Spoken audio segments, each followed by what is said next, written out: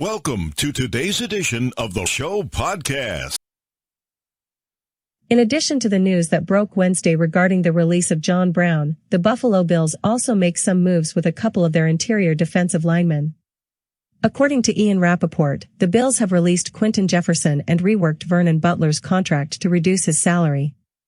The details on Butler's pay cut are not yet revealed, but the release of Quinton Jefferson creates $6.5 million in cap space for the Bills on top of the $7.9 million saved from releasing John Brown.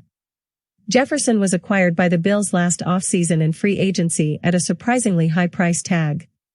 Jefferson has some serious pass rushing ability, but it was still a shock to see the Bills spend that much on a guy they were planning to use in a rotational role.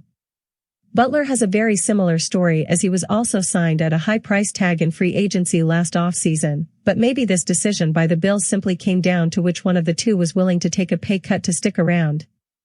Both Butler and Jefferson underperformed in 2020, but a lot of that underperformance stems from them playing out of position and without true one-tech Star Lotulelei.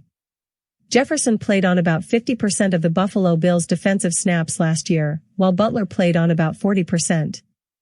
However, the Bills started to favor Butler to Jefferson in terms of snap count as the year progressed. Looking forward, the Bills have created a serious amount of cap space in the last 48 hours with the release of both Jefferson and Brown, but also the pay cuts that Butler and Morse accepted. This creation of cap space could be used on signing a big-name free agent, but the Bills may be more interested in acquiring multiple mid-level free agents rather than one big-name free agent. After the release of Jefferson and Brown, the next candidate to be either released or proposed to take a pay cut is Mario Addison. The Buffalo Bills could create an additional $6.1 million by releasing Addison, but this would create a void at the edge rusher position that would need to be filled this offseason. That is why the Bills might be more willing to negotiate a pay cut with Addison in order to retain as much talent as possible on this roster while mitigating the cost.